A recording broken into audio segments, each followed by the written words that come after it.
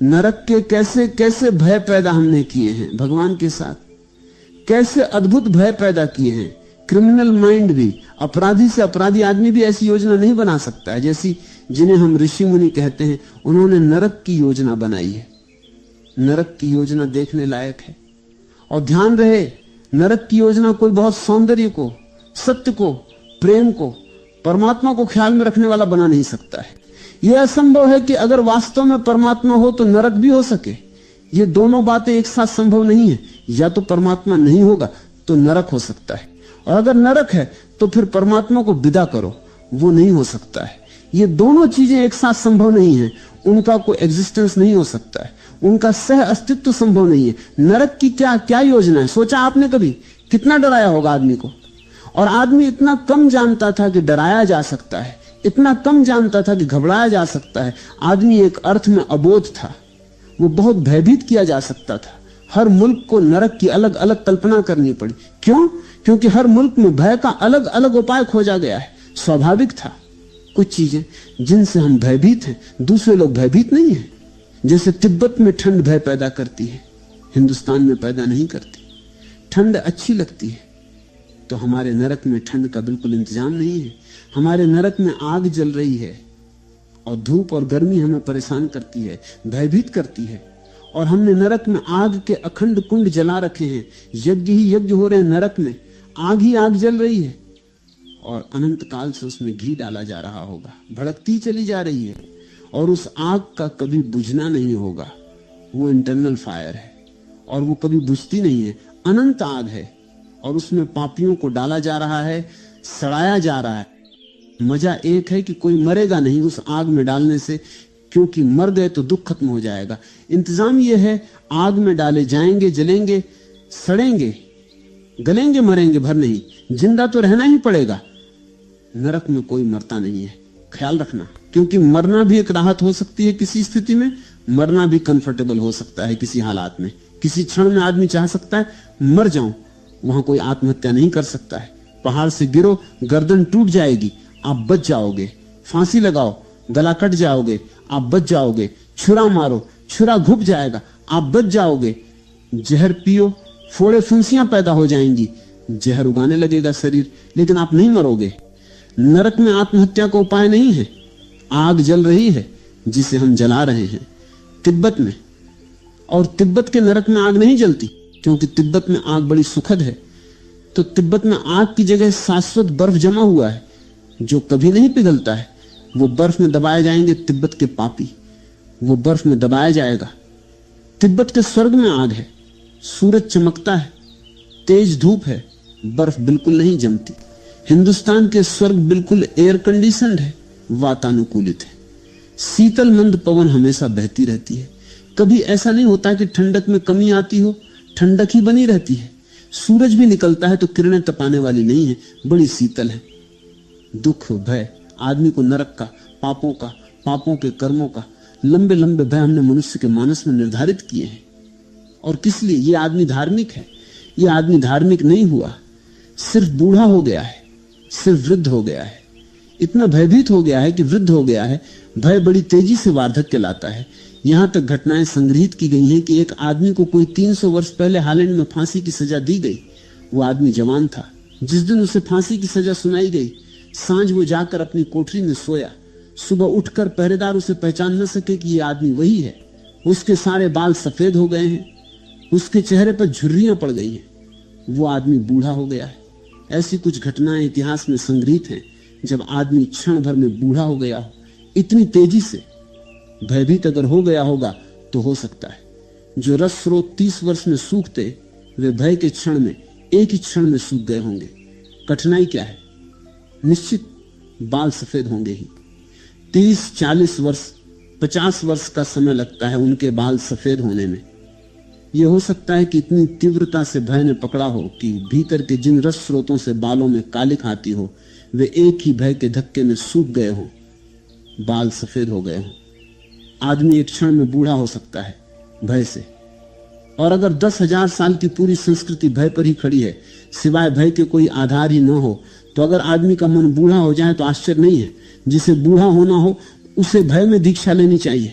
उसे भय सीखना चाहिए, उसे भयभीत होना चाहिए। यूरोप में ईसाइयों के दो संप्रदाय थे, एक तो अब भी जिंदा है, क्वेकर। क्वेकर का मतलब होता है कंप जाना, जमीन कंप जाती है। क्वेकर का मतलब होता है कंप जाना। क्वेकर संप्रदाय का जन्म ऐसे लोगों से हुआ है जिन्होंने लोगों को इतना भयभीत कर दिया कि उनकी सभा में लोग कंपने लगते हैं, गिर जाते हैं और बेहोश हो जाते हैं। इसलिए इस संप्रदाय का नाम क्वेकर हो गया। एक और संप्रदाय था जिसका नाम था सेकर, वो भी कंपा देता था। जॉन वर्कले जब बोलता था तो स्त्रियां बेहोश हो जाती थी, आदमी गिर पड़ते थे, लोग कंपने लगते थे, लोगों के नथुने फूल जाते थे। क्या बोलता था? नरक के चित्र खींचता था, साफ चित्र, और लोगों के मन में चित्र बिठा देता था और डर बिठा देता था। वे सारे लोग हाथ जोड़कर कहते थे कि हमें प्रभु ईसा के धर्म में दीक्षित कर दो। डर गए। इसलिए जितने दुनिया में धर्म नए पैदा होते हैं वे घबराते हैं कि दुनिया का अंत जल्दी होने वाला है, बहुत शीघ्र दुनिया का अंत आने वाला है, सब नष्ट हो जाएगा। जो हमें मान लेंगे वही बच जाएंगे। घबराहट में लोग उन्हें मानने लगते हैं। अभी भी इस मुल्क में कुछ संप्रदाय ऐसे चलते हैं जो लोगों को घबराते हैं कि जल्दी सब अंत होने वाला है, सब खत्म हो जाएगा और जो हमारे साथ होंगे वे बच जाएंगे, शेष सब नरक में पड़ जाएंगे। सब धर्म यही कहते हैं कि जो हमारे साथ होंगे वे बच जाएंगे, बाकी सब नरक में पड़ जाएंगे। अगर उन सब की बातें सही हैं तो एक भी आदमी के बचने का उपाय नहीं दिखता है। जीसस को नरक में जाना पड़ेगा क्योंकि जीसस हिंदू नहीं है, जैन नहीं है, बौद्ध नहीं है। महावीर को भी नरक में पड़ना पड़ेगा क्योंकि महावीर ईसाई नहीं है, बौद्ध नहीं है, हिंदू नहीं है, मुसलमान नहीं है। बुद्ध को भी नरक में पड़ना पड़ेगा क्योंकि वे हिंदू नहीं है, ईसाई नहीं है, जैन नहीं है। दुनिया के सब धर्म कहते हैं कि हम सिर्फ बचा लेंगे, बाकी सब डुबा देंगे। उस घबराहट में ठीक से भय शोषण का उपाय बन गया है। भयभीत करो, आदमी शोषित हो जाता है। भयभीत कर दो आदमी को, फिर वो होश में नहीं रह जाता है, फिर वो कुछ भी स्वीकार कर लेता है। डर में वो इनकार नहीं करता। भयभीत आदमी कभी संदेह नहीं करता, और जो संदेह नहीं करता है वो बूढ़ा हो जाता है। जो आदमी संदेह कर सकता है वो सदा जवान है। जो आदमी भयभीत होता है वो विश्वास कर लेता है, बिलीव कर लेता है, मान लेता है कि जो है वो ठीक है, क्योंकि इतनी हिम्मत जुटानी कठिन है कि गलत है। बूढ़ा आदमी विश्वासी होता है।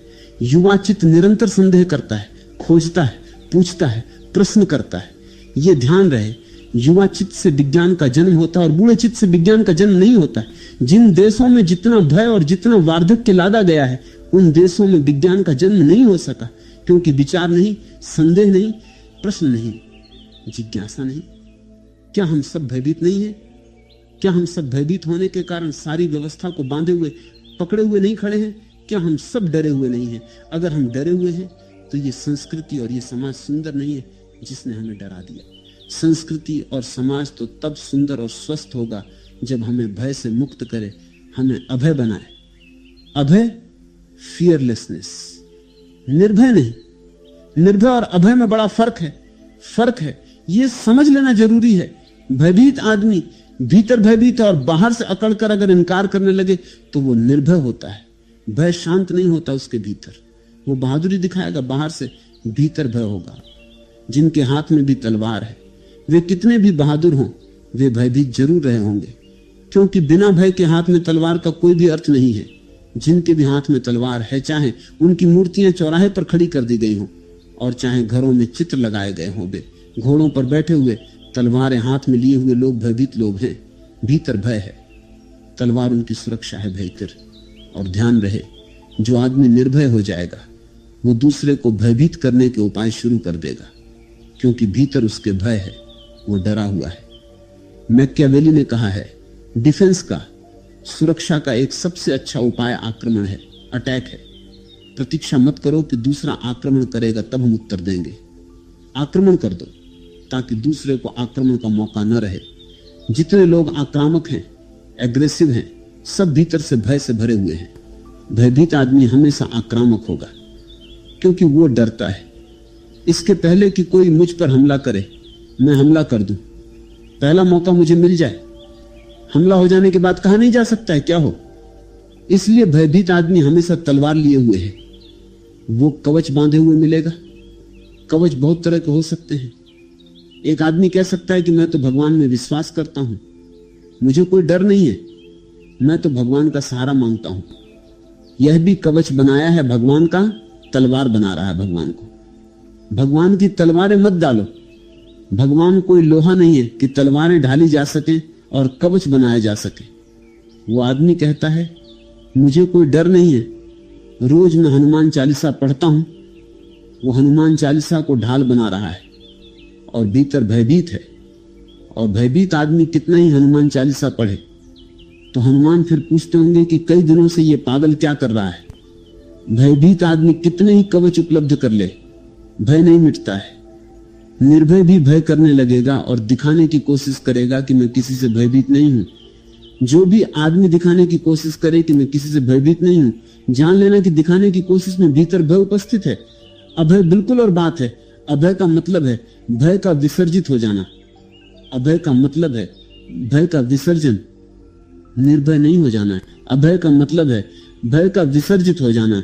सिर्फ अभय को जो उपलब्ध हुआ हो वही व्यक्ति अहिंसक हो सकता है। निर्भय व्यक्ति अहिंसक नहीं हो सकता। भीतर भय काम करता ही रहेगा और भय सदा हिंसा की मांग करता रहेगा। भय सदा सुरक्षा चाहेगा। सुरक्षा के लिए हिंसा का आयोजन करना पड़ेगा। आज तक का पूरा समाज हमारा हिंसक समाज रहा है। अच्छे लोग भी हिंसक रहे हैं, बुरे लोग भी हिंसक रहे हैं। इस धर्म को मानने वाले भी हिंसक हैं, उस धर्म को मानने वाले भी हिंसक हैं। इस देश के, उस देश के सारी पृथ्वी हिंसक रही है। सारी पृथ्वी का पूरा इतिहास हिंसा और युद्धों का इतिहास है। नाम हम कुछ भी देते हो, नाम गौण है। जैसे कोई आदमी अपने कोट को खूंटी पर टांग दे, खूंटी गौण है, असली सवाल कोट है। ये खूंटी न मिलेगी, दूसरी खूंटी पर टांगेगा, दूसरी न मिलेगी, तीसरी खूंटी पर टांगेगा। खूंटी से कोई मतलब नहीं है। हजार खूंटियों पर आदमी अपनी हिंसा टांगता रहा है। धर्म की खूंटी पर भी हिंसा टांग देता है। आश्चर्य की बात है, हिंदू मुसलमान लड़ पड़ते हैं, हिंसा हो जाती है। धर्म की खूंटी पर युद्ध टंगता है। धर्म की खूंटी पर युद्ध टंग सकता है। भाषा की खूंटी पर युद्ध टंगता रहता है। राष्ट्रों के चुनाव पर युद्ध टंग जाएगा। कोई भी बहाना चाहिए आदमी को लड़ने का। आदमी को लड़ने का बहाना चाहिए, क्योंकि आदमी भय से भरा है। और जब तक आदमी भय से भरा है तब तक वो लड़ने से मुक्त नहीं हो सकता। लड़ना ही पड़ेगा। लड़ने से वो अपनी हिम्मत बढ़ाता है। कभी देखा है अंधेरी गली में कोई जाता हो तो जोर से गीत गाने लगता है। समझ मत रखना कि कोई गीत गा रहा है, अंदर सिर्फ गीत गाकर भुला रहा है अपने भय को। सीटी बजाने लगता है आदमी अंधेरे में। ऐसा लगता है कि सीटी से बहुत प्रेम है। सीटी बजाकर भुला रहा है भीतर के भय को। हजार उपाय हम उपयोग करते हैं भीतर के भय को भुलाने के, लेकिन भीतर का भय मिटता नहीं। मैंने सुना है चीन में एक बहुत बड़ा फकीर था। उसकी बड़ी ख्याति थी, दूर दूर तक ख्याति थी कि वो अभय को उपलब्ध हो गया है, फियरलेसनेस को उपलब्ध हो गया है। वो भयभीत नहीं रहा है। ये सबसे बड़ी उपलब्धि है, क्योंकि जो आदमी अभय को उपलब्ध हो जाएगा वो ताजा जवान चित्त पा लेता है। और ताजा जवान चित्त फौरन परमात्मा को जान लेता है, सत्य को जान लेता है। सत्य को जानने के लिए चाहिए ताजगी, फ्रेशनेस, जैसे सुबह के फूल में होती है, जैसे सुबह की पहली किरण में होती है। और बूढ़े चित्त में सिर्फ सड़ गए, गिर गए फूलों की दुर्गंध होती है और विदा हो गई किरणों के पीछे का अंधेरा होता है। ताजा चित्त चाहिए।